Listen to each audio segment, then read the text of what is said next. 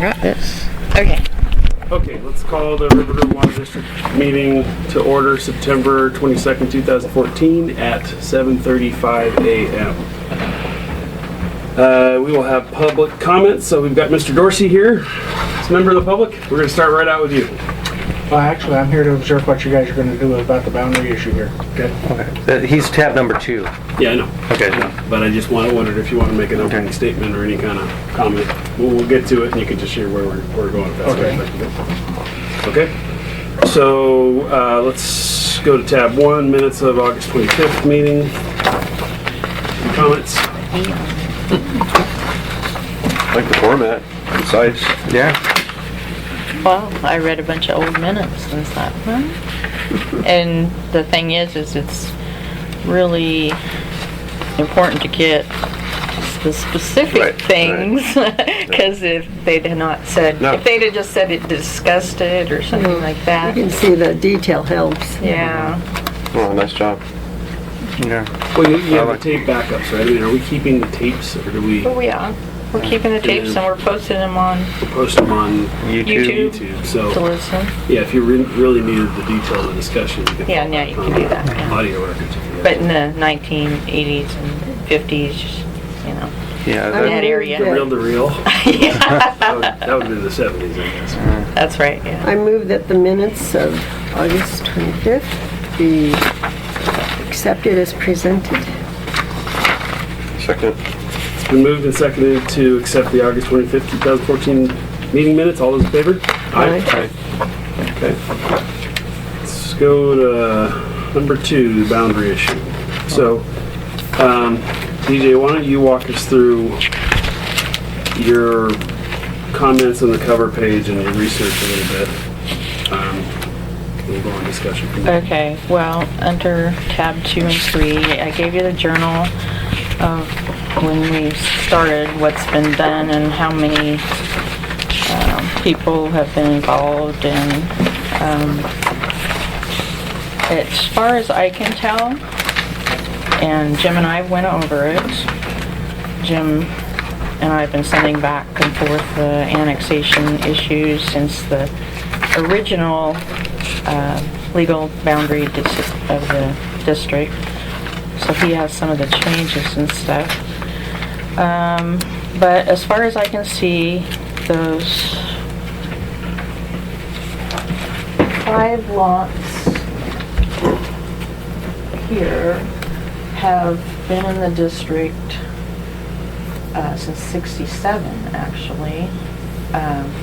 And the city of Tualatin did this annexation of these lots because apparently you guys were wanting to have sewer. Is that correct? That's what we're told. Yeah. Did you? So to be able to hook up to the sewer, we were told we needed to Did annex you hook it. up? Okay. Yes, oh yeah, we're on the sewer. Okay. So, but in the annexation, if you read the information, which is under, it's the 1497 number annexation, and if you read it, it said that they did not withdraw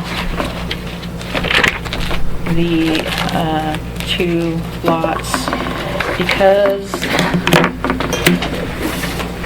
it was up to the developer, basically, or petitioners, to withdraw from the district. Had they withdrawn, and the city, I guess, apparently asked if we wanted to continue to serve them, but had they withdrawn, they would have had to hook up to Tualatin Water, and our last, what do you call it, 6666 right here is the last customer. The Tualatin pipes would have had to have been extended and brought up to that point in order to serve these 2 lots. But So, we have an intertie right there, don't we? yeah, we have an intertie right here. Okay, right there. But our last, well, I don't know if it's the right. So that's our pipe leading up to that intertie, not theirs, right? This is ours. Yep. Theirs is this way. Yep. And like I said, this one is our last service right here. Anyway, some of the notes I highlighted in the final order says the 2 existing residents will remain. The vacant parcel TL 500 is intended for use as medium-density apartments, 4 to 6 units.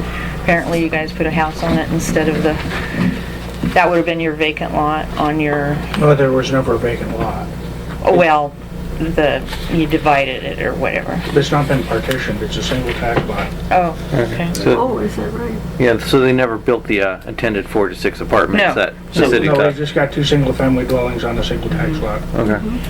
And it says the territory is within the Rivergrove Water District, which has an 8-inch main in Childs. And what The date? 2 existing residents are served by Rivergrove. The city will not withdraw the territory from the district. That was October 18th, 1979. I basically have changed the rates, and this is even before me. I don't know how they, and probably everybody on this board, even you, Sherry, I that was, Way what, back then. I was in elementary school when all this was going on. I And you know. know it. So, I don't know when the designation to out-of-district rates happened. All I do know is that, by law, we are required to keep records for 3 years as far as accounts receivable. And also, our current billing system, we can only go back to 2001. So Mr. Dorsey has been charged at least since 2001 up until this last billing, the out-of-district rate, when he was actually in district. I have taken pictures of the maps because it shows in 2000, Don had, I'll put him in here, but the map went all over it, I don't know how, before Jim, Jim kept it the same as the last that he had from Don. Don said, we don't have a current legal, well, you call them. So, Intergovernmental agreement? No, We don't have a No. specific legal description of the district because there's been so many withdrawals and annexations over the Yeah, you have last to- 30 years. You have to take all that stuff together, read it, and that's the legal description. Right. So we don't have one document that describes the boundary as it is today. Correct. well, okay, so is all this research and all the discussion over the last 2 months, and really where we wind up is the various government agencies aren't on the same page with respect to those couple of, Yeah. that little, Yeah, because, and yeah. and because of the fact that they're not on the same page, and through some past discussion going back to the 80s, we charge you an out-of-district rate. And now we've found out that some of those agencies assume that you're in, including Metro, assume that you're in our water district, and the documents don't mix. So we have to decide what we're going to do about that legal description issue, whether we're just going to leave it with a body of information that, anybody would have to wade through piles of information before they can get an answer, or whether we're going to revise it to be more clear. And for us, unfortunately, that takes time and effort and money. So we'll discuss that as a board, whether we want to go through that. But with respect to your service, we've changed it to in-district going forward as of the August billing, right, DJ? Mm-hmm. And now we got to decide what to do going backwards. And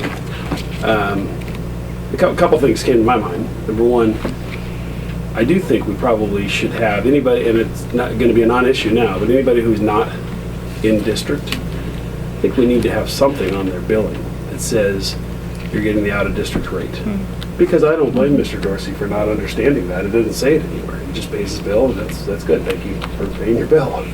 But he didn't really know, right? Because it That didn't was say. my main concern. Yeah. So I think we should somehow notify people on every billing that they are getting the out-of-district rate when they are.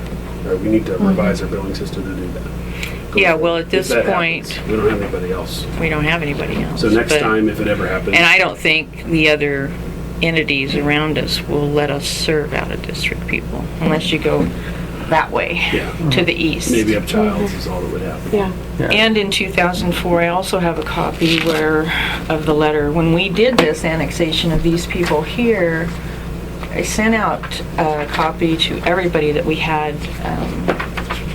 out of district, which we have a copy of the letter we sent you back in 2004 too. You Okay, and your I can copy of dad. that. Sure. Yeah, so So this is the 2000. at that time, I don't remember if you, actually, we sent out one. But that was sent to your dad? Is that? That's actually sent to my father, yeah. Yeah, and then there's another one here. That's 2 letters, basically the same date for both of them. Well, it was that one was addressed to Dad, but Dad had passed away in 2004, so. Oh, we, okay. So, at any rate, the fact of the matter is, your bill reflected an out-of-district rate for a long period of time, and I'm not sure we even can quantify what the impact of that was. We can estimate something close. And I think I don't want to speak for DJ, but after discussion with her she's written a timeline of all these events and some discussion, I think we need to figure out how to address that and as a board decide whether, so do you have a reasonable estimate of what the additional charges might have been? I do have since 2001. Like I said, I can't go back beyond that. And that's my recommendation, was that the board negotiate with him on what we should give him credit for. Yeah. Well, I mean, the fact remains too, that getting good water from us saves some money, right? Rather than having to bring in a line from Tualatin way back then. So you would have incurred a big cost back then to get Tualatin water. So being able to keep Rivergrove water, or to get Rivergrove water, I guess, And find it we did year by year. lower cost alternative Right. back then, right? And Rivergrove could have approached us to annex at that time. yeah. Was there any discussion about annexation of this property or with the Dorseys, or was it all discussion among the public agencies? Did you find- What do you mean? Was there? Did we give an option? Did we or the city of Tualatin communicate an option to the Dorsey family saying either go this way or this way? Tualatin water or Rivergrove water? I don't think, what I think probably happened is they asked for comments, and the staff report said they wanted to stay, and if we didn't object, and they probably didn't at that time, then they were allowed to just stay within the district. We didn't have an intergovernmental agreement with Tualatin at the time. Now we have with Lake Oswego. Anybody gets annexed, they stay in our district as long as we can provide them a certain amount of water. So, since 2001, the amount would be $1,317.59, the 30%. Good. Have you asked the Tualatin to, if we should have if they want a intergovernmental agreement? We have an intergovernmental agreement now with the use of the interties, and that's all we have. Yeah, so it seems to me that if we're going to be providing service to Mr. Dorsey, we need to have an intergovernmental agreement with Tualatin Yeah. that acknowledges... Well, they didn't even know they weren't serving Yeah. them. But now we all know. Okay. And one of my concerns is that if we don't have these kinds of documentation, if you went to sell your property and the buyer needed a mortgage, the mortgage company wants to know that you have this minimal service. And it just gives you more reassurance that you can prove that you've got the service. Well, actually, the property is under mortgage, and the title was searched through Washington County, and it determined that we were in Rivergrove Water District, and it clearly outlines that in the county record. We, Didn't the assessor's office say they were out? Mm-hmm. Yeah. He did. Yeah. At first, on a phone call. On a phone call, yeah, they told us and provided us information. But when That DJ you- actually worked at cartography over there, Mhm. they confirmed that we were Yeah. listed as, Well, cartography actually sent us the tax lot and the number and Right. which ones were Okay. in which district. Actually, the little, this one is, I guess that's the only one right here. This one is still not listed in our district. So that one might have to be approached. Dude, you walk across the street, tell him to give Mr. Dorsey $1,300, we'll call it even. Yeah, really.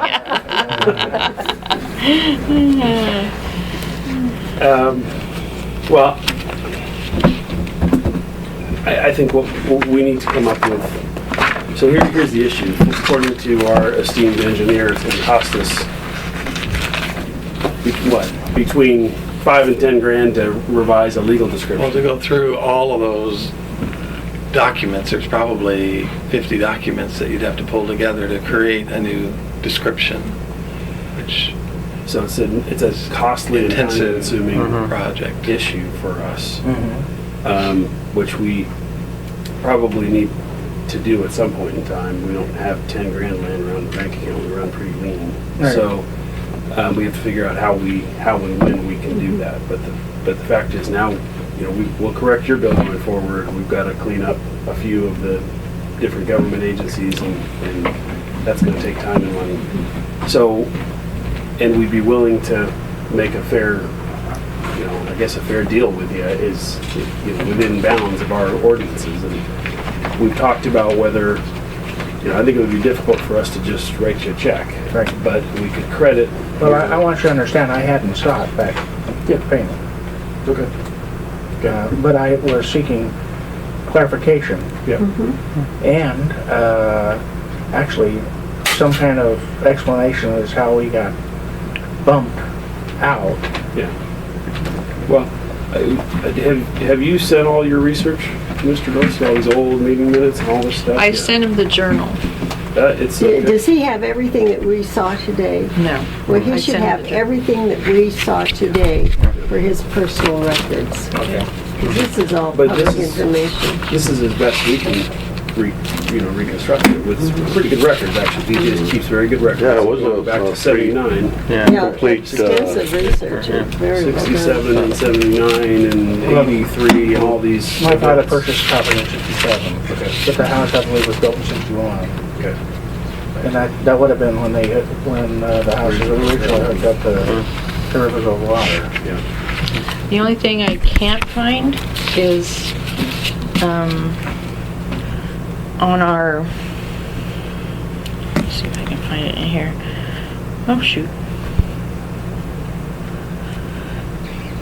We have a record of all our, what do I want to call it? Meters we've sold forever. And I cannot find the one that shows we have, well, hell, I'll just.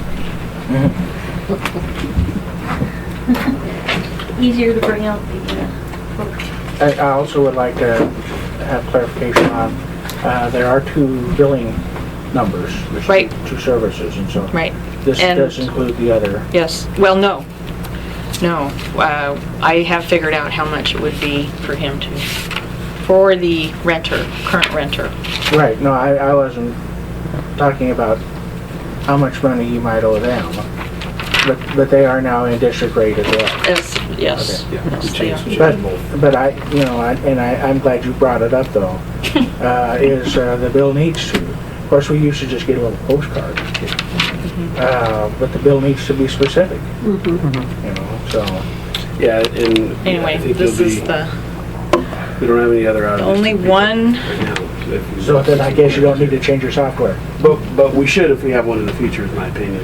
Right. I Yeah. think we'll discuss that as a This board is as well. new to us in terms of Well, it's new finding to out me about as all well. this. So we're all on a learning curve here. Yeah. And so we not only want to make sure that we're fair to you, but that we set a precedence to make sure that we're on board in terms of all the procedures. I'm interested, how long ago did you get a mortgage on the house? Because I'm interested in the title companies. It was through First American What's Title. this I'm looking at, DJ? Is this a bill or a ledger? We've This had is a mortgage on ledger, the every property. time we would get a new meter Okay. installed, it would Okay, so this is it the... shows the payment and the date the meter was installed. Okay. Right. Nice It's, 82. To look at that title Yeah. report if you happen to have it, or we could maybe contact. So does that the have- title No, I can see on Friday. Yeah, that it just has has If one you of the could meters. get that one of the meters. helpful too. Yeah, I further near couldn't the top, find, Sean. I couldn't find the other one. It Like a shows nine- that only one was sold. There we go, so, 82.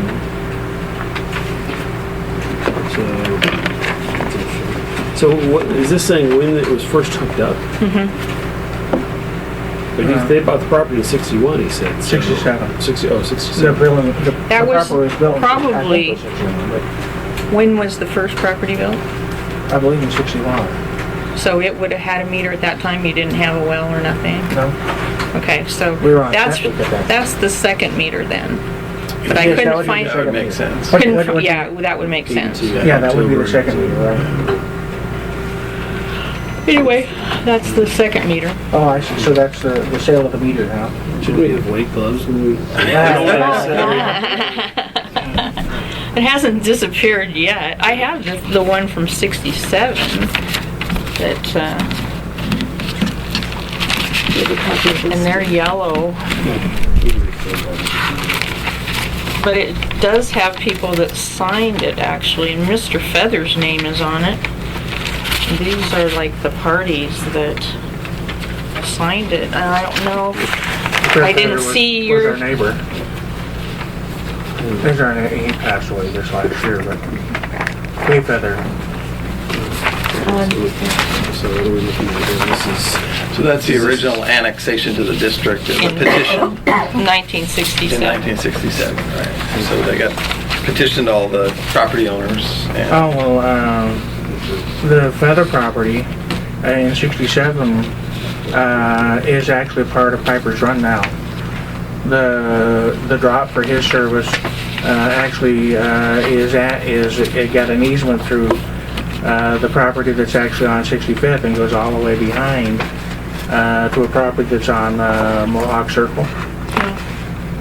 Is that how you guys are hooked up to sewer, or, No, no, just that one property. Oh, Fred Feather's property is in the, if you take a look at the map there, it's that funny shaped little lot. This one? No, up a little bit further, a little further up, and then it's in the green. oh yeah. Like one That more. was a Feather property there in 67. BJ, have you had a chance to explain to Mr. Dorsey what the criteria is in providing water to out-of-district areas in terms of if we have a shortage, what can occur? well, that's the copy of the letter that went out, and actually there's the information, here's the copy you wanted. Oh, terrific, thank you. In 2004, because we were doing our ordinance, and Eileen said that if we had any out-of-district customers, we needed to send them a contract and get them to sign it. That's why all these people said, can't we just be annexed in? And that's what happened. And I sent it to them too. I don't know what happened, but we probably could have corrected this a little sooner. But I got waylaid on the ones from the east, so... Yeah, so, okay, so, I mean, the forensic study's great, and we're looking at all kinds of good documents, but ultimately, we as the board have to decide what we're gonna do with that little corner where there's problems, so, you know, whether we do it now or whether we do it in the future, we need to update the legal description. I mean, John, is that your, That's what, I don't, or do we just let the record? well, we should let the record slide and we should correct our map, because he is in district. Yeah. The assessor's office says he's in district. I don't know why our map is different. So, Again, there was one in 2000. Well, what, 2000. where does that map go other than hanging on our wall? Does that get Well- filed with Metro or something like No, that? Metro's map is different than Yeah, ours. they have a different map. Yeah, so they have a different map. This is just our map, right? Yeah, and Metro's map is actually, technically, they're the boundary commission for all the, everybody. Yeah. So we need to be looking at what they have.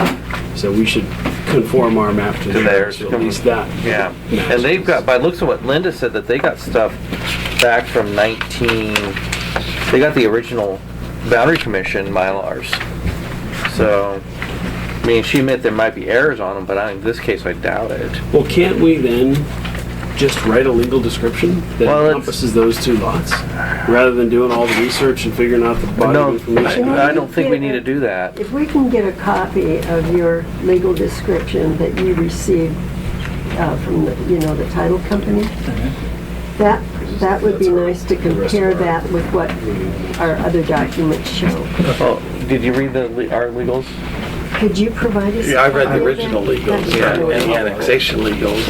And Well, if there was no withdrawal, then there's no withdrawal, so they're still then in. they're still in, so there's no need to go and write the legal. So legal description's fine. The legal Just a description's matter of fine. cleaning up the. Yeah, we need to clean up Just on need to clean What up is the in map. his document compared to what could be in our documents? And here's the other thing too, is we need to get all that legal description, all those documents, and we need to keep them together in one place. So that way we can start, if we have to address this issue again, we don't have to go to the front of this book and go over here to this file and go to we need to keep them all. Because, you called the assessor's office in Clackamas County and they didn't, what? They don't know, they couldn't find any legal description. Well, you can see, And here's the, pointers to scan Government this. efficiency. yeah, so Well, the it's, thing is we've gone through, well, Jim, you want to show the map Sure. of what you've done? Sure.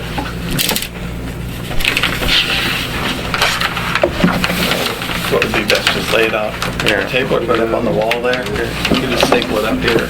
Go to that, DJ. Let people.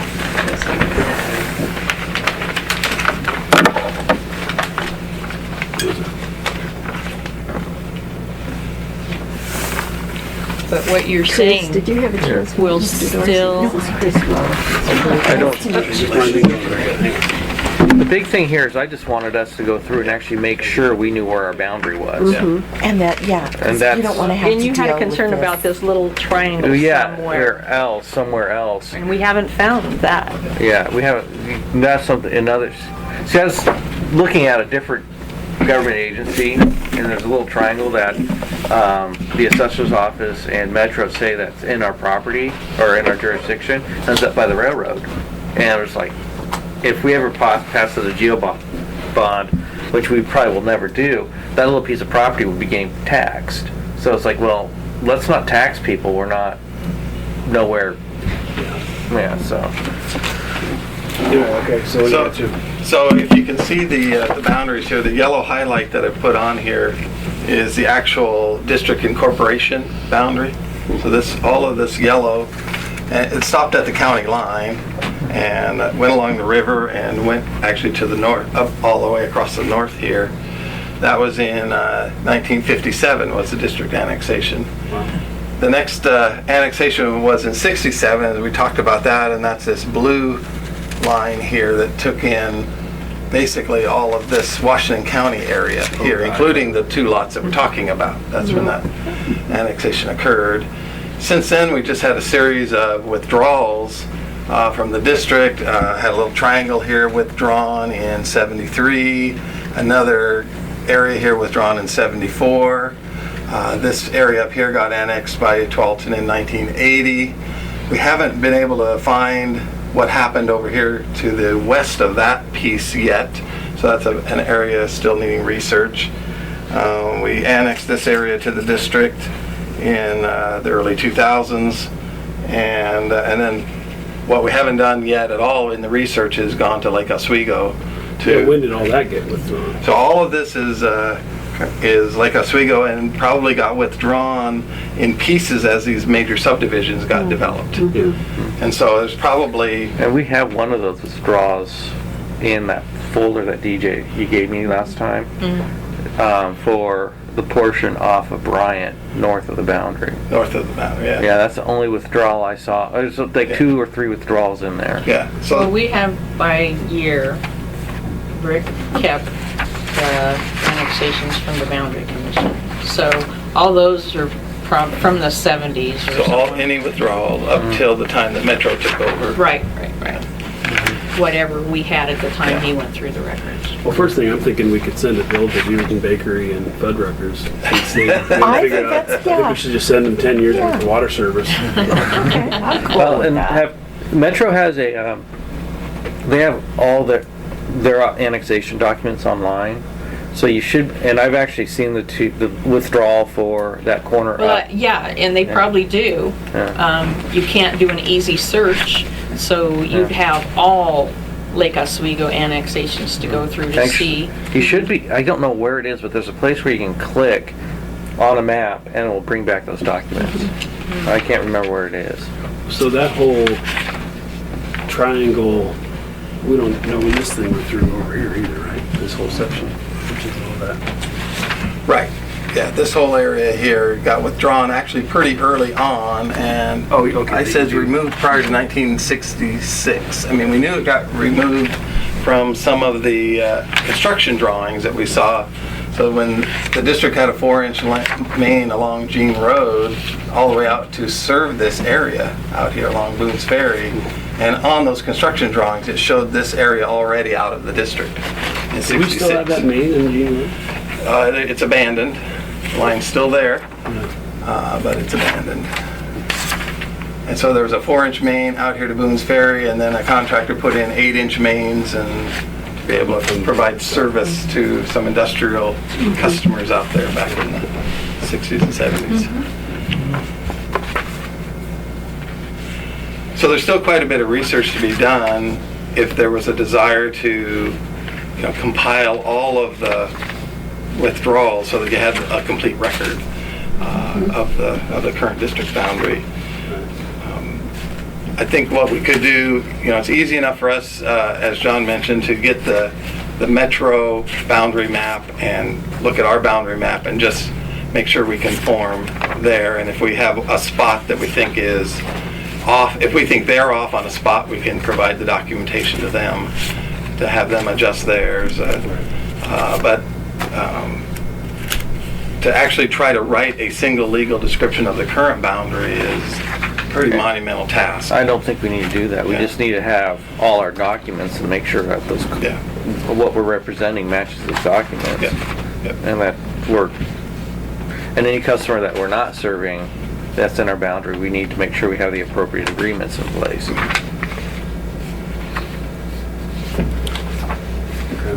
So I guess, Mr. Dorsey, what do you feel would be reasonable and for you? Start there and then we can see. Right. Well, as I said, I had not sought reimbursement for previous payments. But I want this to be confirmed that we're in district. And then I'd like you guys amongst yourself, if you want to talk about reimbursement, I would be open to that, but I'm not seeking that. Well, So we don't have a figure yet, do we? Well, No, she the did only 13 figure I something. had was $1,300 back to 2001. $1,300 for him, and then, and actually you're a smaller water user than your renter, Right. so his was $1,500. Have they been the same tenant for a long time? They've been in there at least 10 years. Yeah, something like that. So they've been paying that water bill then? As far as I know. I'm supposed to get notification when my tenants don't pay their water bill, and so I'm assuming they've been paying their bill. I have a rental unit in Beaverton. Whenever the city of Beaverton has an issue with my tenant, they send me a letter, and then I get on the tenants and say, Yep. whenever I drive down Allen Boulevard and the yellow lights turn red in like a nanosecond, Yeah. they send me a letter too. Yeah, Beaver I've got one of those pictures from Newburgh. So what is his average monthly bill? I don't have that Okay, I mean, right off the top. And you can't really look at that, you know, because we raise rates various well, times. my concern is, if we come up with this figure, then, it seems like it's easier to simply write him a check for the difference. Actually, it's not Why is accounting-wise, because, and Daniel could tell you that, Okay, I'd like to know from Dan what the issue is. because he around just that. got things. Writing him a check rather than putting a credit on his water service. I mean, I think either way, it's just a matter of if the district can fund I guess we writing would. these checks, or you know, The question is what account does that come out of? If And there- we're yeah, there we isn't, don't have I mean- surplus in an account like that other than our contingency account, right?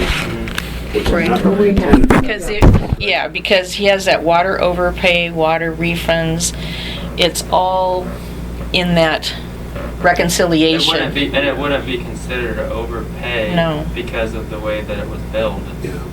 So it would have to be contingency or creating some other kind of. Some other line item, we Well, thought. my concern is, why should we expect Mr. Dorsey to have to wait No. for his money in terms of a refund?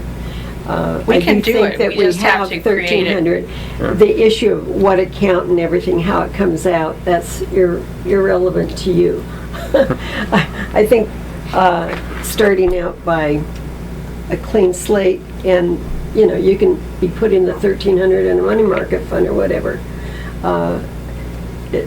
rather than this credit, because that's a lot of money. Yes, And it I does. just think, how many years forward would that amount reflect with his average bill? I can say, it just happened to us, we had, DirecTV had been charging us for all these other receivers and everything, and it turned out, and they were changing the way they were doing something, and if you weren't up to date, you wouldn't have the service.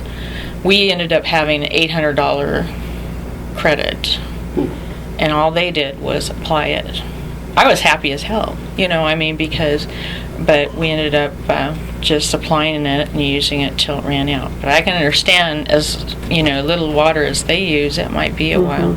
Yeah. So, I thought we you looked know, at it. It was Yeah, like 2 we're or probably 3 looking at years. about a $40 a month bill. yeah, you know. so, you know, Except in the spring when I fill the pool. unless you fill the pool, Because then there's a big spike. yeah. If you look at the past records, there's a big spike in the spring. Right. And it's not that big a pool. I mean, it'd fit inside here, but. So what's the board's option? Do you want to refund the entire? Do you want to refund by Personally, I check? don't feel real comfortable being part of this discussion. I mean, I think that's something you guys could need to be able to talk about freely. So I wouldn't see any reason why you couldn't table it and discuss it at your next meeting, and then get back with me. Okay. I'm okay with I think we that. should do that. That's That's, thank you. I appreciate that. I mean, it's, That's very nice. yeah, we gotta just turn the wheels here of our process and figure out what account to get money out of, et cetera, to make it an offer, so we get our heads together a little bit, so yeah. I appreciate your patience and working with us. So, and then in the meantime, if you can get that title report, I'm interested in knowing why the title company didn't pick up on that. Right. I mean, that's why you pay title insurance. Right, exactly. You know, and is that something that? Well, theoretically, the look title at? company should be going to the same places we'd be going, right? Which is the county assessor's office and all the various. I don't think title companies look at that, they just So guarantee they the should title. get the same answer we get. Right. Except you've gotten 2 different answers from Washington County. Yeah. Yes. Yeah, so. Do you want to sign? Anyway, okay, well, we'll move on our agenda. You're Or welcome do to you stay wanna if go you'd like. and have a donut, because we always have extra. All right, so that covered tab 2 and 3, correct, DJ? And I thought your research was amazing. Yeah. So I wanted to compliment you on that. So I will get, will I get some kind of notification that we are now? I can write a letter. Or Sean can sign it. Thank you for coming in. And can you do that for the tenants as well, please? Yes, we will. Do that, no problem. Thanks, everybody. And I think I will Bye. excuse myself. Thank you for coming in. Nice to meet you. Thank you. Yeah, nice to meet you. Good to meet you too. Thanks a lot. Yeah. Thank And you. good luck with the fire. Yeah, hopefully the next day or so it's Well, it's gonna rain this week. We'll get Yeah. This one.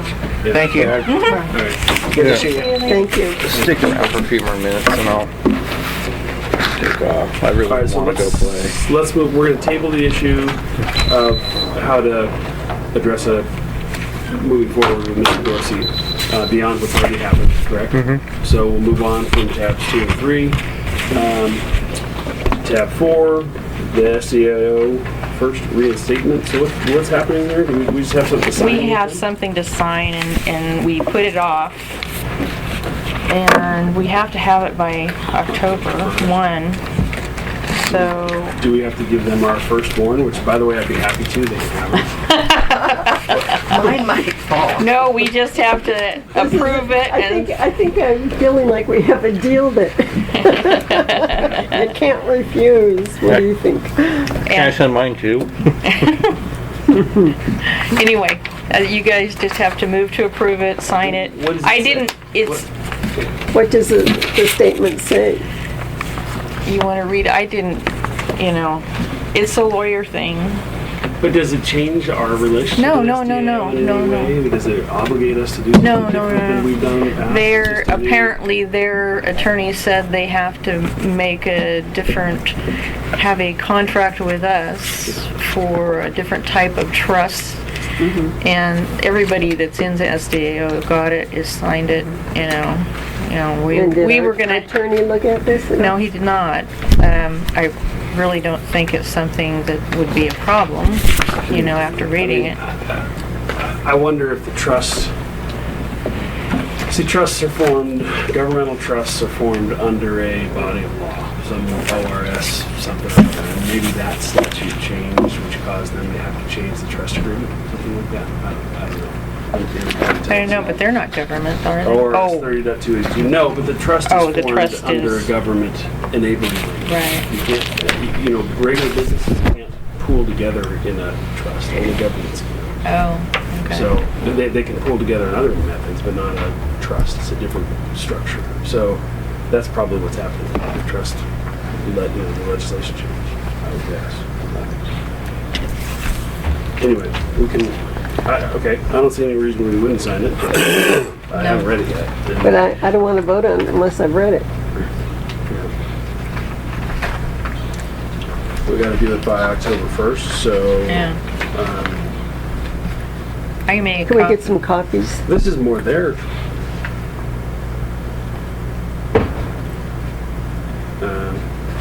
Can we give This somebody appears on to be their trust agreement. They're just changing the structure of their own Yes, entity. Board of yes. Trustees. And they need us to, And since we're members we're of a that. member, so they're changing their own internal structure. And we are agreeing to that change. That's what it looks like.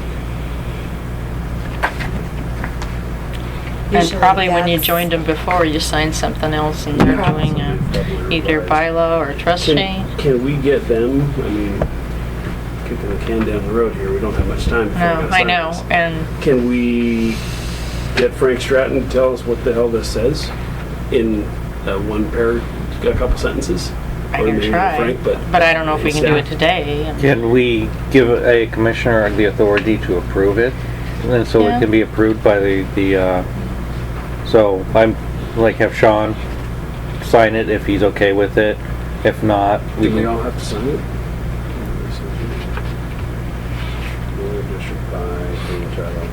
No, I guess it just needs one signature. Isn't this similar to any kind of, you get a notice from Visa card or bank banks they're always changing their terms. Yeah. And then they send you a notice and they're saying, here are the terms and Like it or not. yeah, I mean, it's just. Yeah. I'm not aware of SDO asking us to sign anything before. They talked about this at a previous, one of their training sessions You want me to a hand few me months that? back, saying that there was a reorganization. We need to get John within to look the at it. organization, and that we'd all be getting more information about it. But And SDO that's it. has our emails, they could have emailed us a copy of this to each commissioner, each district director. Well, I know. the bottom line of all this, though, is the casualty insurance, is that this is all tied to the insurance, Yeah. and specifically, and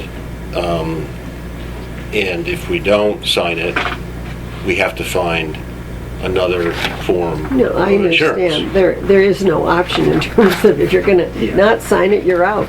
Right. Yeah. So based on that, then I think that we probably have,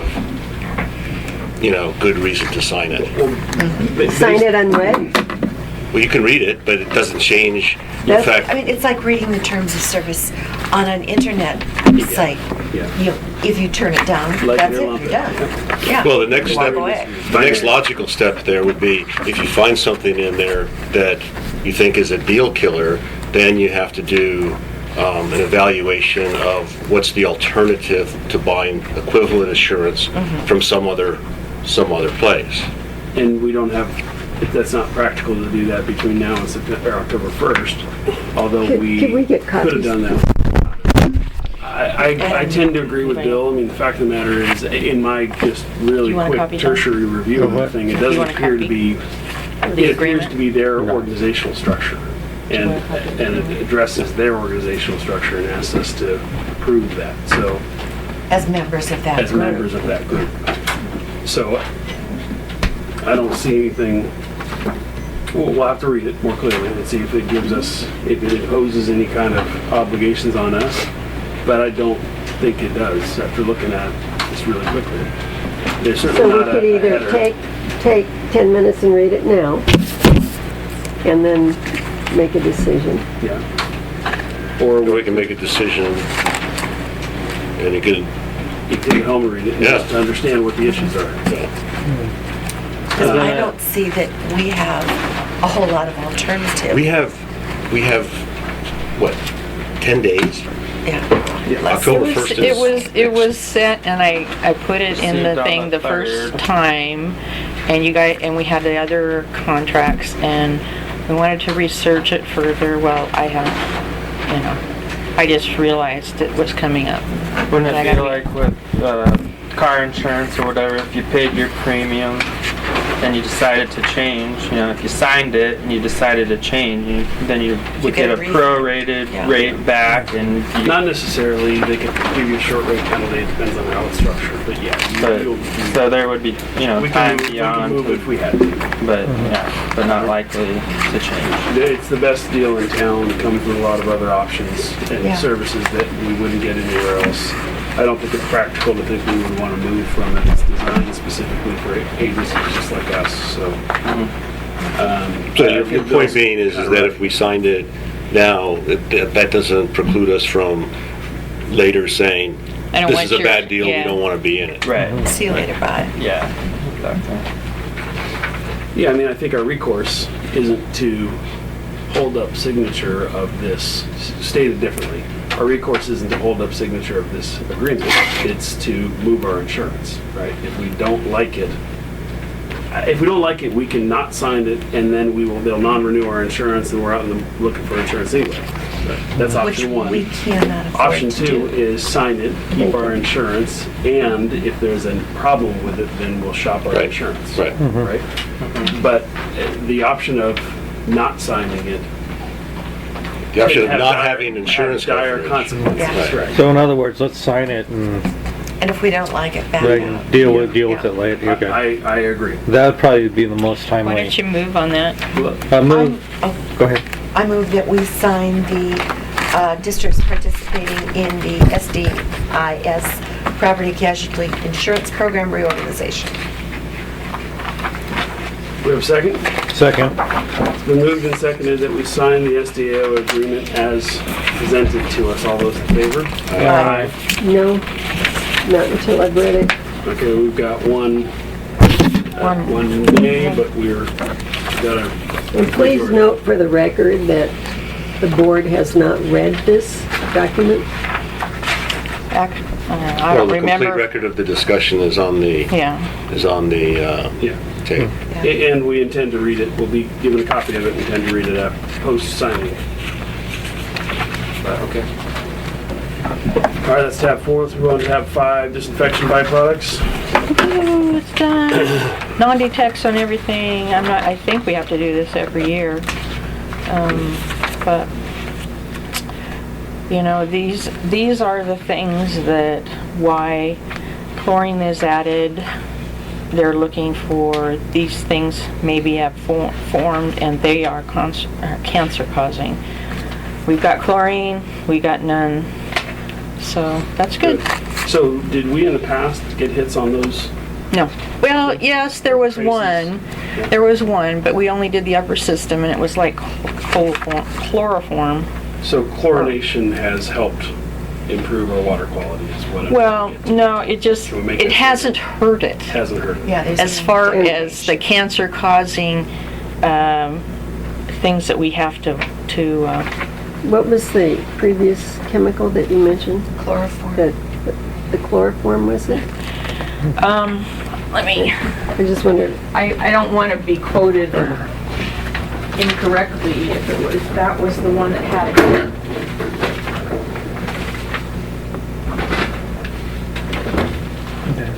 I'm gonna have to excuse myself. I have another Thank meeting. you for coming and getting to. Before you dash out, are you comfortable with me voting for the organization in the Stafford election? The election will be two choices. Little tight. Stay as is as an urban reserve. The other alternative is to move Borland to urban reserve, the north part as undesignated, and the rest. And what's the board's opinion on it? Or what? I don't even understand the issue. Okay. Sorry. The only reason I bring it up right now is because they're going to have a vote before our next meeting. I want the option that's gonna get us customers. I don't think any of them are going to come our way. I want the option that's going to keep our But, you know, watershed cool. yeah. Well, that would be to move it to the one that breaks up your options, because if it becomes an urban reserve, then as soon as the city is ready to serve that area, which would probably be Tualatin, which is probably going to be over a portion of our aquifer, of our recharge area, that would happen quicker. So what's their usage down there? Do we plan Walmart down there or something? Or? They are going to build Cruiseway Part 2. High intensity. It will be mixed use, office, campus, residential. In that whole area behind the middle school there going down to the 12. And, yeah, headed west on Borland. And that's Tualatin. Probably. Okay, and that's option That is option 1. 2. Option 2 would allow some development around Borland. Yeah. The question there is when and who. The other one is to take the major swath of the hamlet and redo it as undesignated, which would mean that the upper portion up by Lusher Farm and in back could be rezoned and allow those parcels that are now not developable to be developed probably into large lots. Okay. Large, low-density housing. Yeah. That sounds like a good option. I like that option. I like That's, from the water standpoint, I like the option that Yeah. least Yeah. impact. And, I like the option of the building that drop us at Wonker's Corner. yeah, Yeah. City of Wonkers Right Corner. off of Yeah. Main guys who call it. Maybe we could have like a border dispute. They could take up axes and shovels and we could have this yes. big clash. Right? That would be Good fun to idea. watch. Well, we're fighting one with Marion County right now over a small swath of, I think if they did that on a Friday night, there'd be enough drunks sitting in Wonker's Corner with pitchforks. you know, They do it on Wednesday, they Yeah, have I a was lot of just gonna motorcycles say. too. Or They're what all about that little old. pitch They're and all putt they our have age. there? There'd be all those pitching wedges. Oh, yeah, they have some sort of informal golf Yeah. course. Yeah, can we go ahead and make a vote on this now? Which option do we like? It's the option The 3. lower development The option. lower development option. That, to me, that makes the most sense. It gives the people who've got property some ability to develop that, but it doesn't allow wholesale development, which at its worst case would mean 37,000 people in that area. That was Metro's idea. So what size lots would you be? You'd be in multi-story multi-story residential buildings, like as many as 8 or 10 Yeah, stories. but the other one, we're talking, what, 1.5 acre lots, maybe? They'd like to do 2 acres. 2 acre subdivision? Yeah. They really don't. What they would probably do is cluster houses. You got 40 acres.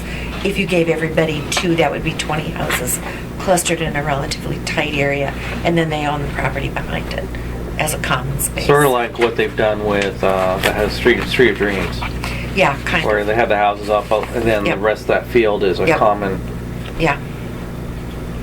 so. Okay, so that was Thank you. I move that Chris vote on the low density The low density option. Well, I will do that. so we will empower, so the movement Is is to the empower- direction is to empower Chris to vote on our behalf as a district. In that. Yeah, and I will need a letter confirming that, Okay, and I which second it. DJ can. So it's been moved and seconded to empower Chris to vote on behalf of the district in the Stafford Hamlet discussion. I will do that. All those in favor? Aye. Thank you. All right, Thank you, John, well, Jen. good luck. Yeah, I'll drop this by before the next meeting. Okay. Put those fire out. Fires. Stay safe. How's it going? Don't get to go out there.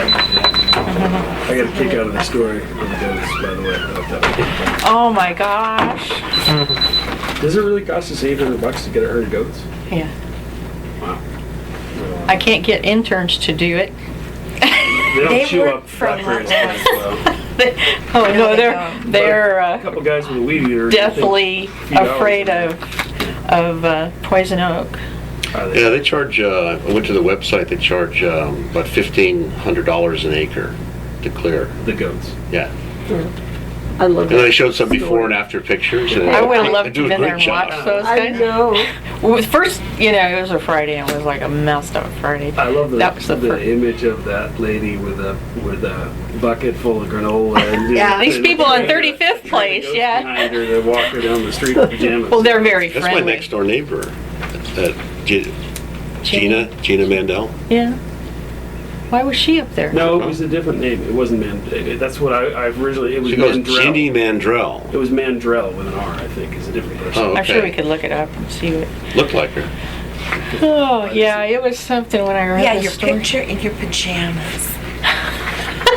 Well, yeah, if it was her, that'd be kind of weird because it was 35th. It was going up there. Yeah. Unless somebody called and said, you have goats or know about goats? Yeah, Casey was really stressed out when she called me first. We don't even know how the police got her number because they didn't call us. It started the day out interesting, and then we got through the blotter. We thought, we're good. It must have been slow news week. It was a big article. They called and I just thought that's typical small town. It's like- Slow news day. Okay, so pump reads tab 6.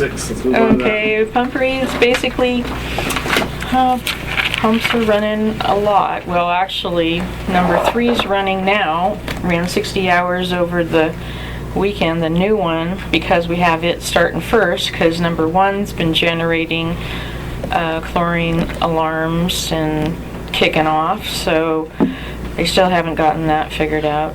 And it's a rectifier alarm or something, but this last weekend we didn't have any things go off, but it was also just on number 3, which it runs more hours in order to do the same as what number 1 does. So more electrical cost on that. Well, but- why is that? Isn't it the newer pump? Number 3? they're the same, but the well yield on the new well is only about 360 gallons per minute, where the other one has always been close to 600 gallons per minute. So we can't draw more than the well yield because that causes problems. You damage your well. So, and so number 7 is completion of the report. Haven't got back to the source water protection grant, although Janet, I saw her down at Seaside, and she's the one that has to figure out how it is going to be handled. Jack came up and we had a meeting, and he talked to me about how to start on it, and he's going to go through the same district. I was supposed to go talk to Tom Batty, or I was going to research the what we were pulling out when the first source water protection was done, and if it has changed dramatically. Talk to Tom Patty about that, but haven't got that done. So our August billing cycle, we're just about ready to do shutoffs, and there is an issue because one person that's on our shutoff list is Mr. Dorsey's renter. Serious. So we kind of have to figure out Mr. Dorsey's renter. Well, you wouldn't shut him off because we owe him some money. Yeah. So what do you know? It comes out of that, whatever that figure would be, I imagine. Have we ever had a problem with that renter? Is he aware of that? We have had a problem with that renter before. And I don't remember us, well, at the time when we were doing the postcards, when the past due notices went out, because we were doing them, a letter was sent out to the landlords, but now we don't do that. Do we know, I mean, they're planning on staying there, right? They're not running out of money, they can't pay their rent, they're gonna get evicted and go live somewhere else. I mean, do we know, do we have any, we wouldn't have talked to them. I guess that would be my issue. If they're gonna be gone anyway, for some reason, they're planning on leaving, or if they just are. Well, I mean, you can give them the credit and go back on theirs, and How can you apply Mr. Dorsey's credit No, to their the renters? renters. No.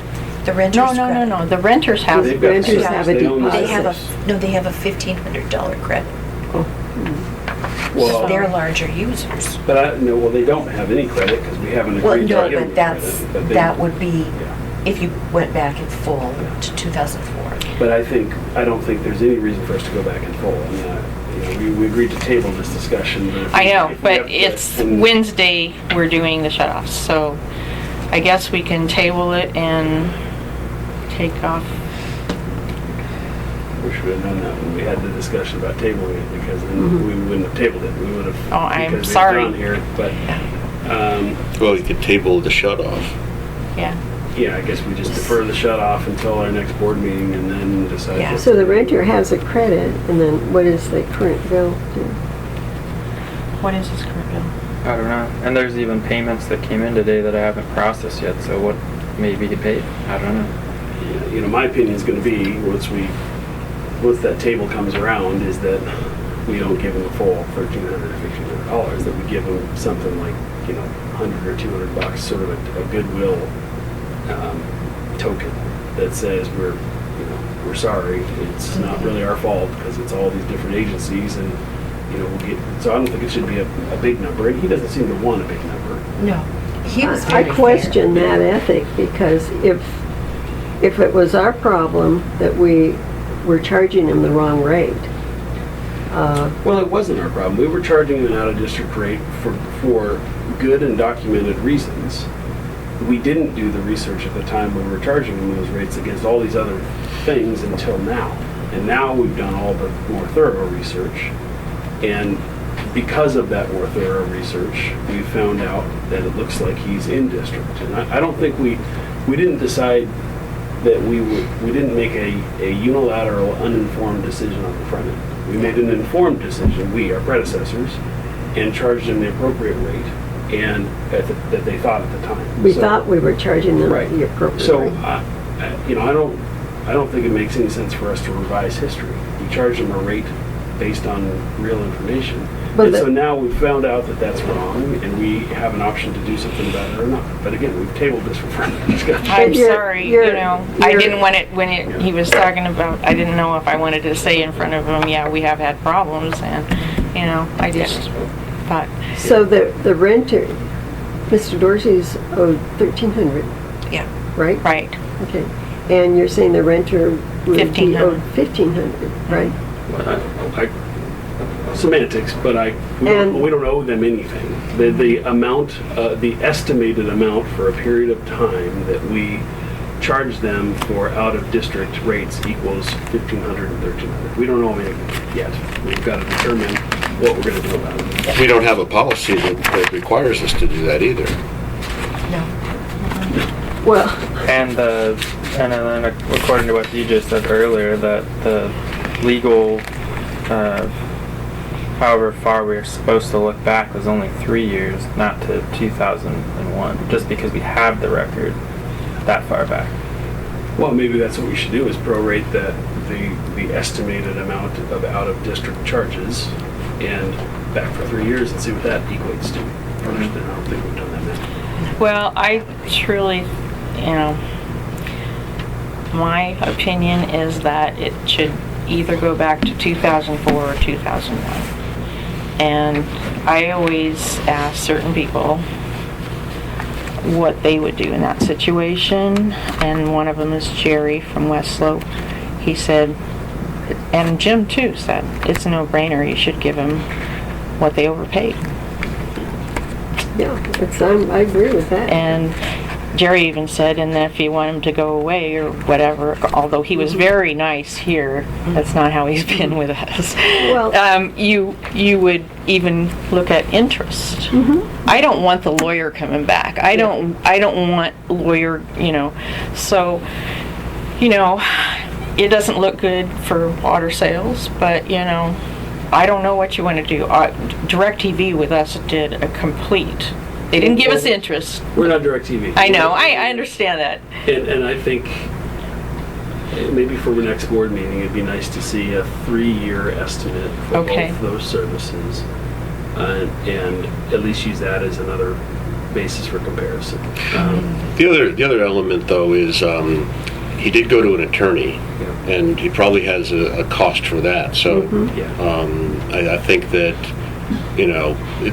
the approach should be do no harm, and in that case, if he has an attorney cost, we probably should cover that. And then I don't have a problem with shortening up the time frame to a shorter Okay. period.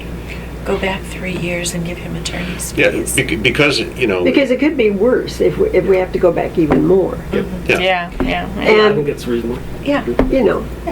And But my the other attorney's fee concern might is be that we $1,300. treat the renters is Well- the same method as Mr. Dorsey. Right, That if he's Without owed X attorney amount, fees. then, yeah. he may owe us now, but with the credit, we may owe him. Yeah, well, and we And will so- stave off the shut-off on it. And suspend the shut-off till we get our act together. Yeah. Can you send him some sort of note saying, normally you'd qualify for a shut-off, or no, let's not even open that door. I'm sorry, I take it back. We've already sent him delivery confirmation that they are gonna be shut off. And Okay. like he said, he doesn't know. Yeah. Anything he brings in, we can, No, it's I just don't think we're let the hurting process anything by work. just waiting a Yeah, month. right, yeah. But if you sent a letter out saying you're gonna be shut off, and in fact, we know that we owe him a credit Well, we amount. don't know we owe him anything. There is an amount of overpayment. What we choose to do with it, you gotta remember, and I know you two were here, when we found a swimming pool meter over there Mhm. in Zupansik. $6,000 Yeah. or $7,000. Yeah, bill. the Yeah. bill was $6,000 or $7,000, and Andy, he said he didn't think he owed that, even though the meter, showed it, because we had never somehow not got it in the books in the 90s, and We didn't get our full amount. We only got like half or I was something. gonna say, that was what I remember. Even Well, though it was, okay. I don't know if it's can be in comparison, but So, my mind's turning on the lawyer's fee thing. Go and look in the Metro records. I mean, the lawyer's gonna charge at least $150 an hour, right? Yeah. Or Yeah. on average with paralegal staff, et cetera. And that's less than 10 hours. And to do all that research on all those records that he did just to write his letter, I bet was darn close to 10 hours. So he might owe his lawyer $1,500 as it is. So Yeah. we could double our liability to him if we say we're gonna give you lawyer's fees. I think Yeah. we should say, we're gonna give you a credit because you've incurred legal costs I to just- offset your legal costs. is I really just all have a we- thought. That's privileged discussion. It should not be on the table. legal, if you're going to be sued, can be off the table, Executive session. but you have But to we're have your not in an lawyer executive present. session. You have to have your lawyer present? Okay. No, we aren't in executive session. No, it's, Okay, so we're just spitballing here, and we've agreed to table this for later. So we're gonna table this and have a more thorough discussion when we have a complete board here. I think we should Yeah. stop. I agree. Probably stop the discussion. Okay. and he's gonna get you a copy too of his title report. So I'm really curious about that one. But I would recommend against asking him for his lawyer bills. Yeah, I That would would too. imply to him that we're gonna pay those bills and we don't Yes. want. Well, in my recommendation, it said you would decide on it and then he would sign a release, you know. So whatever your decision, you know, Yeah, we need he to would release sign a everything. release saying everything was Hunky-dory. hunky-dory, yeah. All right, so we'll. So I will discussion get on it. a 3-year, 2004, and then what it would take to go back to 2001. Provide that for next Based on week. our best guess. I mean, I think that's part of the, I mean, despite what our West Slope friend says, if we knew what the number was, we could at least use that, but we really don't. We're just kind of guessing. I mean, whatever methodology we're going to use here is a guess, because we don't have records that say, here's your in-district, here's your out-of-district surcharge. Well, we do. It's 30% over whatever he's paid. I mean, he's paid 30% over whatever is, so all you have to do is figure out what is out of the total, 30% of it. My concern is, if you take a credit, it's going to take a long time to burn off, and I don't like the idea of having, that in our books as Yeah, a I like it. uncompleted, transaction for years to come. So, whatever we do, I think we should come to an agreement to solve it completely and get the release and then just move Yeah. on, whatever that may be. Yeah, I think from an auditor's point of view, Yeah. it's, Well, the thing That's is, it would be clear. nice Yeah. to credit the renter because of the issues in the past, because we do this every 2 months with him. So, is it possible to say we'll give the owner back, but the renter gets a credit? I don't know. Wait, is that, I don't know if that's legally Well, I well, defensible. think that's Bill's that's point, a then we're legal gonna go into decision. different Are we county. consistent with in providing information to both parties? Are we being fair to, are we discriminating against one based on their payment history? Oh, that would not be the intent. The intent was you can treat renters differently than owners. But it, Or show it to me in a statute. No, I said if you could, not that you Yeah, can. yeah. so, okay, But- so, again, we're tabling this, Right. more information for the next board meeting. We'll make a complete decision then based on the best available information and go from there. I would like to understand accounting treatment of credits in future periods, because that we're pushing forward a liability into a future year, fiscal year, if we gave them a long-term credit, so maybe you can. We talk- could probably talk to the auditor too, to see what she would say if we Well, put it. and talk to our attorney and say. I have this is not what you're talked saying. to our attorney at all about this. No, I know, yeah. Because I Okay, was we got just, it tabled. Yeah, let's table. Yeah. okay. So, let's keep it away from the attorney, because that's another $2,000 of Yeah, to right. think about, so. For them to say you've done what you should do. Yep, okay, so anything left on the district report? We covered it all? The only thing, our health insurance is going down 3.8% for medical and 5% Good. dental. Yeah. And Rick and I are going to, there's a national not NRA, National Rural Water Association at the 1st of October in Seattle. This has been the first time since I've been here. This has been on the side of the United States. So I hope that's okay with you guys, because we've already registered. Sorry. Yeah. So it's the first, it is the national, there's Oregon OAW, and then there's National Rural Water. That's their, just like AWWA, Pacific Section AWWA. So we've never seen one of those, and they have some good information in it, and so we just What do you anticipate getting out of it? Huh? You learn new standards, new procedures, new techniques. There's one on how to plan for your retirement, You're not allowed to go to that session. You're being conscripted.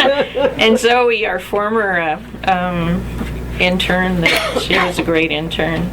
She's up there in Seattle working, so we might meet with her and have dinner and talk. So that's great. You might ask her reaction, just out of curiosity, how she would feel if we killed our internship program. I will. Seriously, see what she says, because obviously got her start, but the fact of the matter is it's 30% more expensive on average because we're going to get hit with unemployment claims.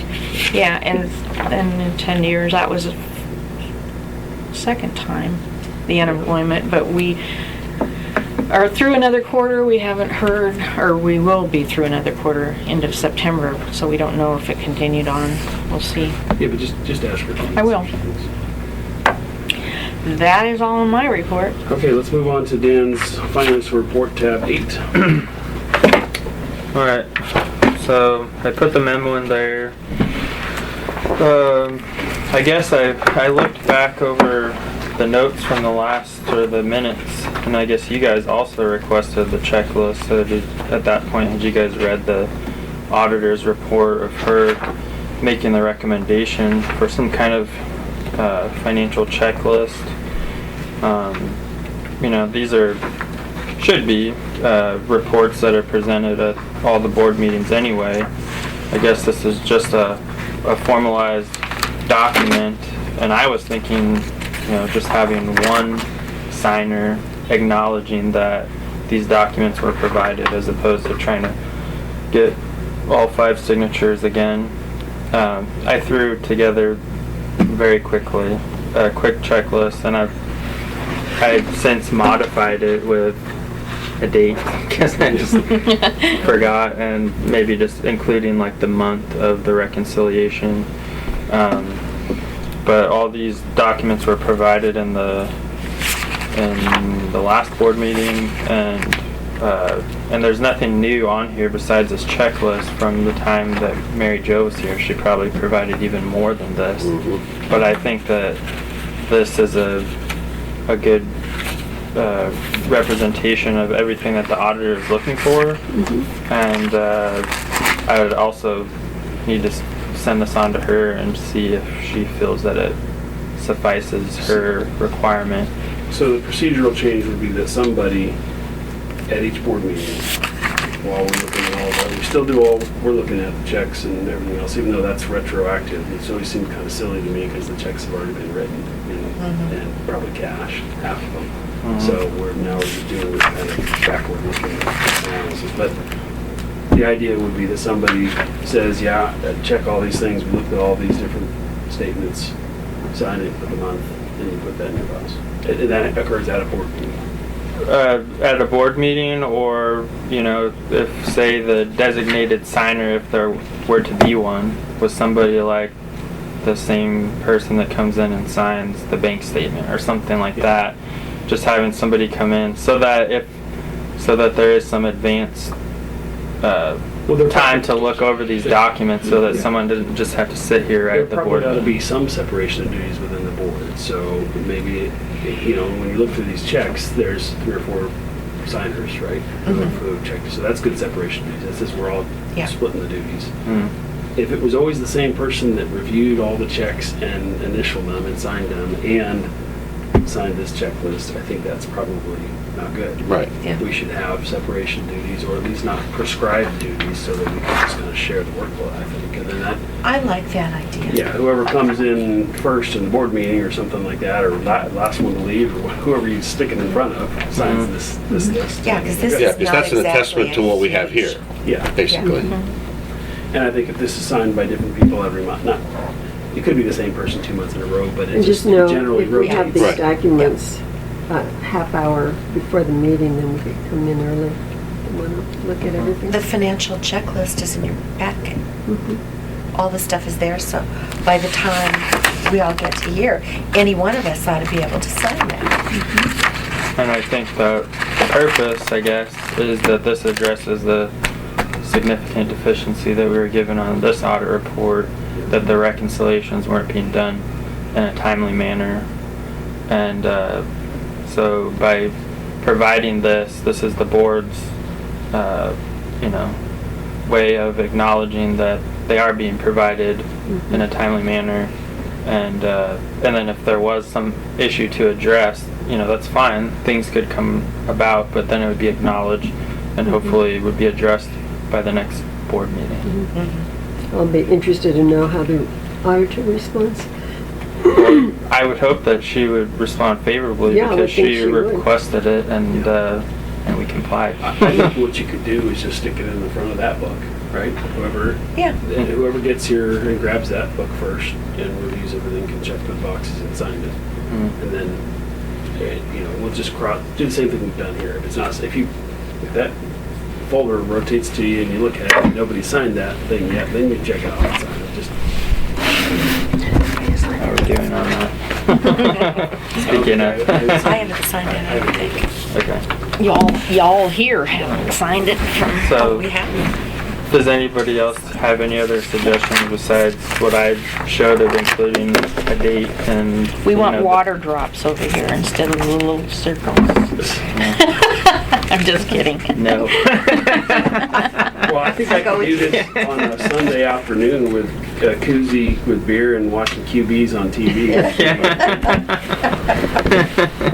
DJ, I forgot Jack's last name. What is his? Hills, I think. Hill? Yeah. Thank you. Yeah, I think this is a good procedure.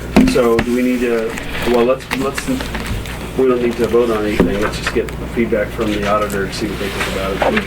If the auditor likes it, then we'll go with it. Yeah, and I don't suppose that there would be any other, if anything, this might be more than she would want to see, but I could ask her if there's something specifically else that she would want to see, or even if she thought that any of these were unnecessary. Because when we did review like what other water boards were provided on a monthly basis, we exceeded most all of them in the documents, the financial documents that were reviewed monthly, and some of these documents were only reviewed quarterly by larger water providers. So I don't, but they're easy enough to produce, so I don't feel like we're doing any harm by taking a look monthly. So, okay.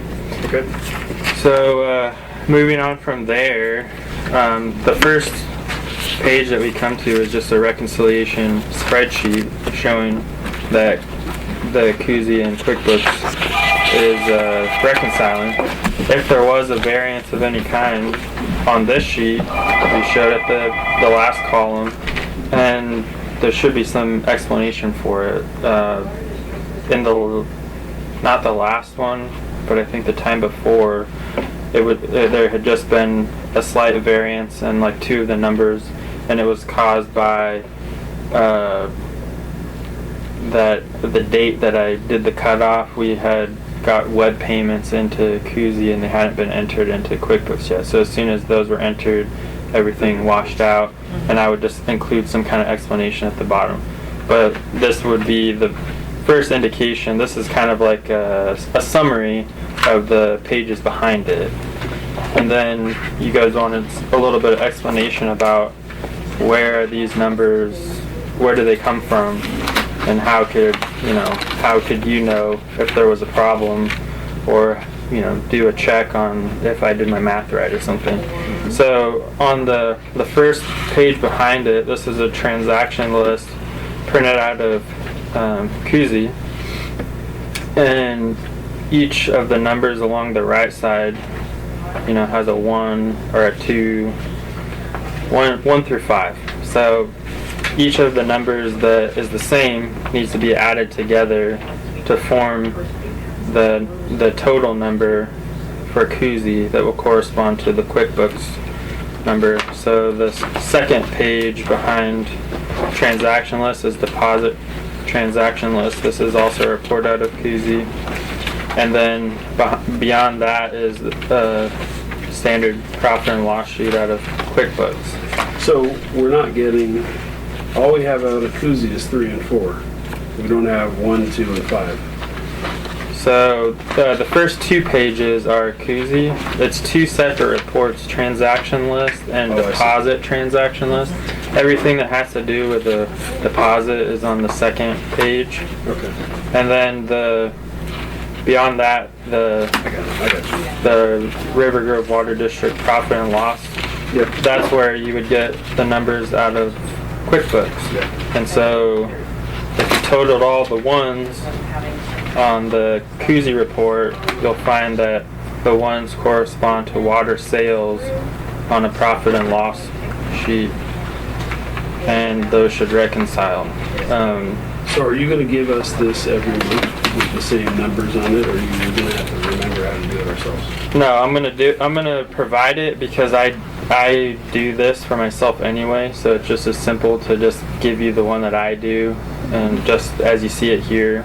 And this is me just scratching out the numbers and then provide it to you more cleanly in the spreadsheet that we put on the cover. So this is you haltering up the horse and dragging it to the water trough.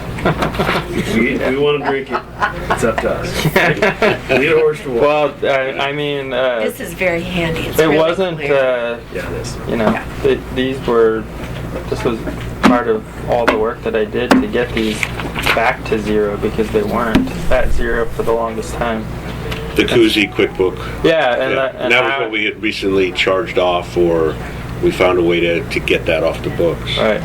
This is my baby now, and I monitor it very You closely. take good care of your baby. Good job. So, Yeah, I do too. Okay, that's good work. So that's our reconciliations tab. so that's your reconciliations, and that's going to be provided monthly. And it's on the checklist. That's number 1. All of this falls under the Koozie QuickBook reconciliation spreadsheet and supporting documents. That would be number 1.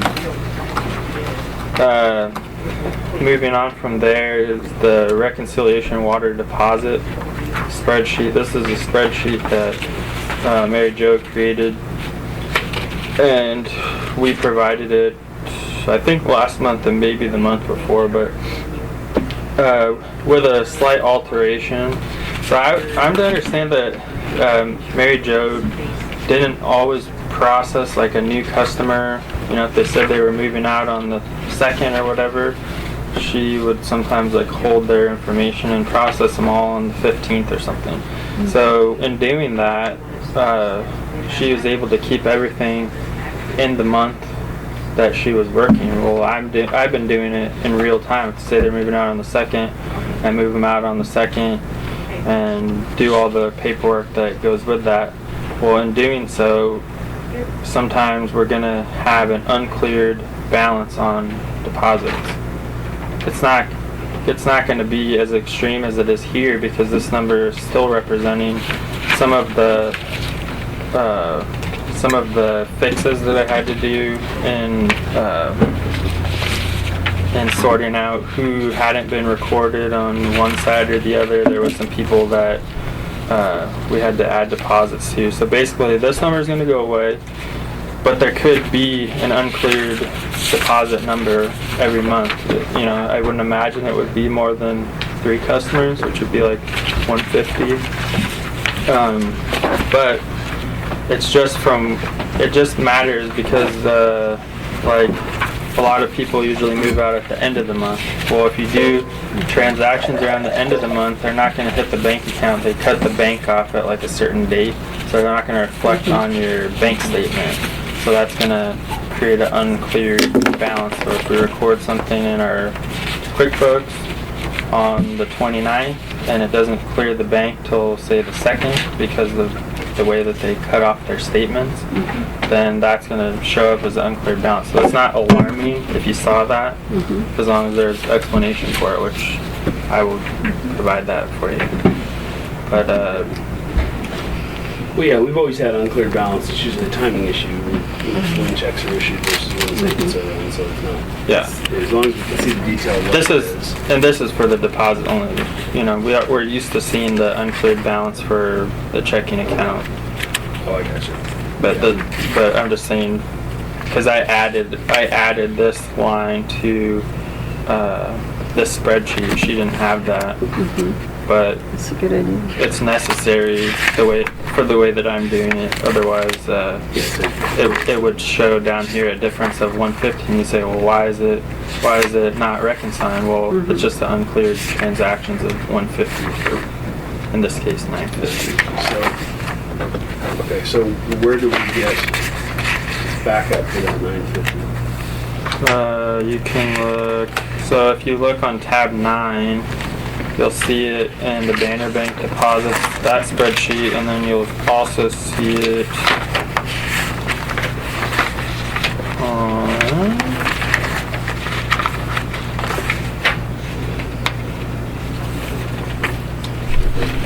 and you know, I guess it would also show as far as you would verify that these numbers, one of these numbers is the statement ending balance.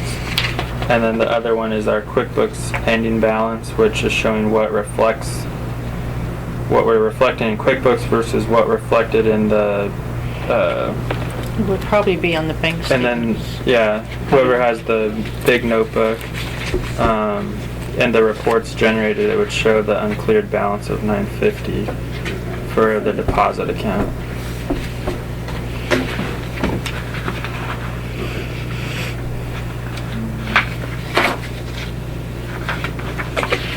So that's the reconciliation spreadsheet, and then we have the bank statement spreadsheet, right? Bank statement spreadsheet. Nothing new with this one. You know, you guys are all used to seeing it, but provided in your guys' notebooks, it shows because only the main book has the actual bank statements, and then everybody else just gets this. So the book that gets passed around, and also provided to Bill in his notebook, I give him a copy of the full bank statements in his notebook, and that's where all these numbers could be confirmed or verified. So you need a deposit. Okay. It must be the And deposit. then we have the balance sheet. Balance sheet, nothing new with this one, no changes. I didn't make any changes to it, but it's basically, you should be looking for that there's no gaps in the check numbers, I would say. If there was, that could be, what's the explanation for that? It's probably behind it. Well, hang on. So we have two other things. We have the approval for payments and the transaction detail, which is part of the approval for payments. I think we should probably list those on here. Show a Checklist line. here.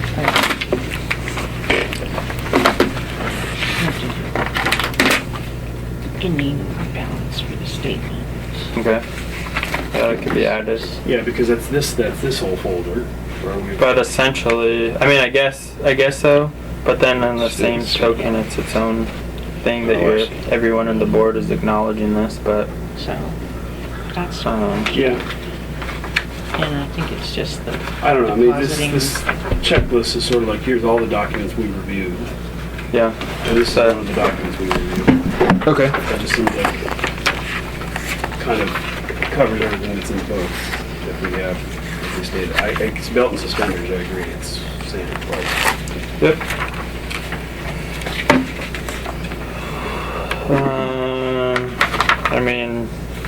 if one was so inclined, you could look at this supporting transaction detail by account, and you could go through with the bank statement, and you could go check by check, because there's pictures of the checks, and you could verify that none of these have been changed or something, you know.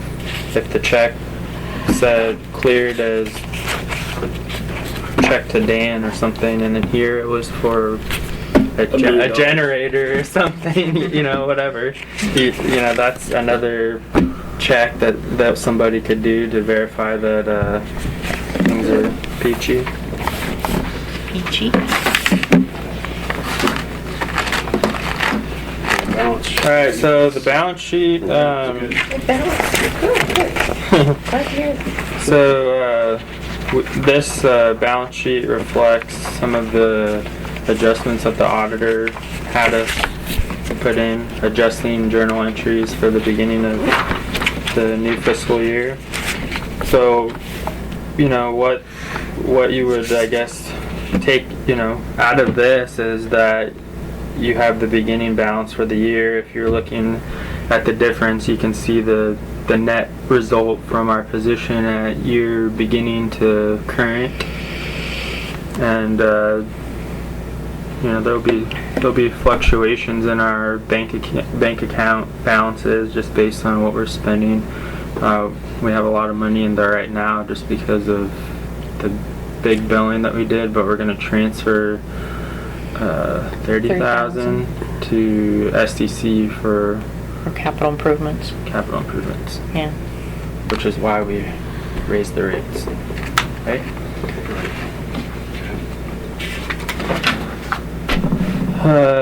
Next document, the P&L budget versus actual. I mean, I guess this would be the best thing to look at to see how are we doing in comparison to our budget. You know, if we're at this point in the year, does our percentage budgeted reflect where we should be at, or do we incur big costs in one line item at the beginning of the year, but we're still going to be good for the rest of the year? So, Just out of curiosity, have water sales been up? I think we've been flat, right? Yeah, Flat? pretty much flat. Really? In all the heat? Mm-hmm. Of course, there are a lot of brown lawns. I noticed a lot more brown yards. Yeah. People just aren't They're not watering. watering. We were out at PCC Rock Creek over the weekend. Their lawns are all brown. Yeah. They're Everyone's watered waiting for off. the free water. Yeah, coming tomorrow. Yeah. Tomorrow night. All right, and the trial balance. Trial balance, you know, the main thing, just look at the bottom line, and it should balance that. Basically, there's kind of, I guess, things built into QuickBooks. If you assign a check, they want to know what you're getting from that. So you have a line item that you assign to all the money going out, and things should balance. So I don't think, based on the QuickBooks, that it would allow us to get out of balance there. No. But I guess for old accounting purposes, that was a big thing. So always just making sure that one balances. Otherwise, we would need to look into why not.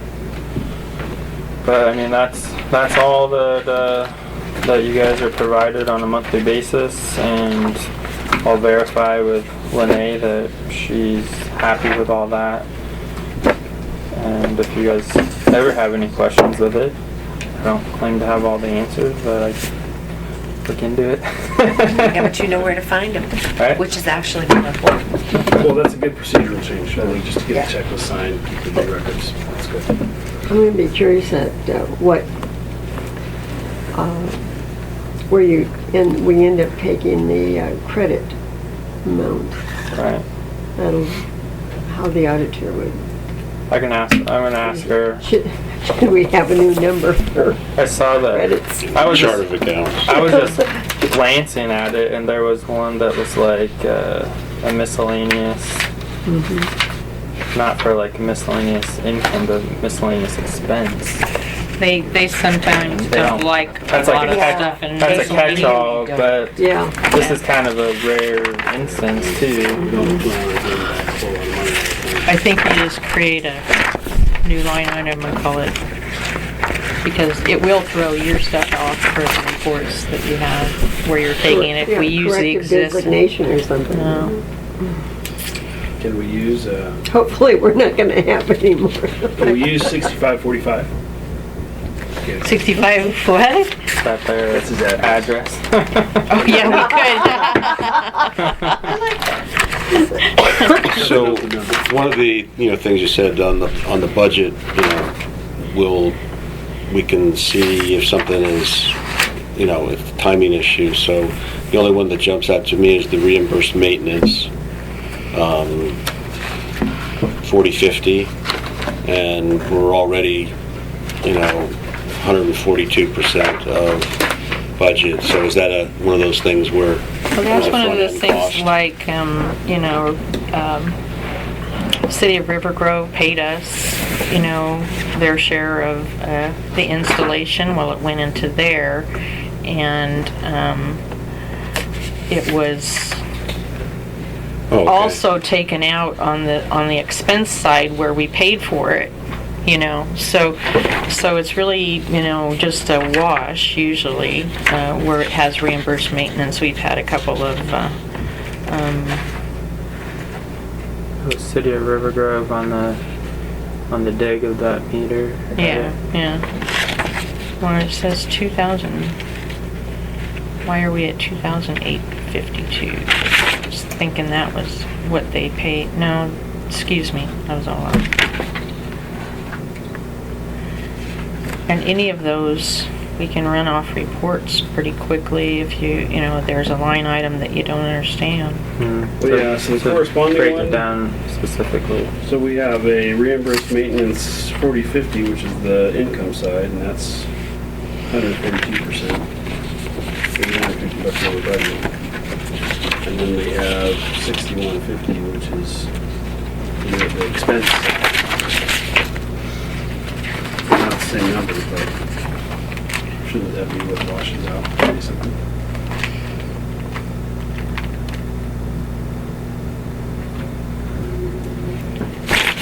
About $300. Sometimes what we get reimbursed for, like there's some guys out there putting new houses in and the boxes have been broken, and we make them pay for a box. Well, it goes in here. Well, it might have been paid for a long time ago, the Yeah. boxes, so we don't have where it's going out.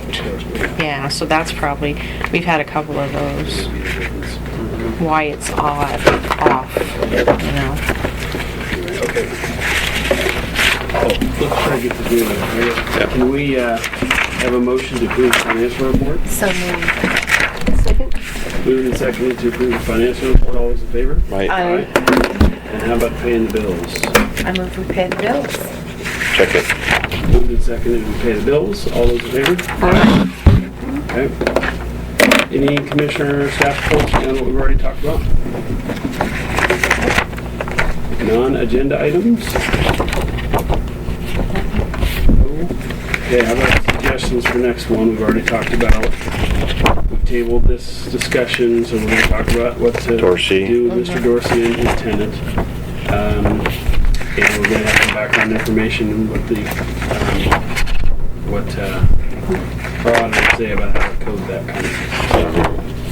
And We then want to have a discussion in relationship to Mr. Dorsey about how we decide what our boundary is, and is there a document that we can create that's a compilation of the legal documents that gives us a definition of where we are or where we exist. I think what John was saying is that, there's two parts to it. One, like the cost, and he's saying keep all the documents together. Yes. But, going down the road,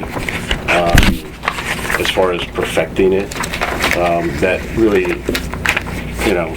at some point, you may need to go for, bond funding or, some some reason where having it in a big pile isn't sufficient, but, nothing on the horizon looks like, No, nothing. Well, according to Jim, he gave me a ballpark. He said it would be $7,000 to $10,000 to do a current legal description.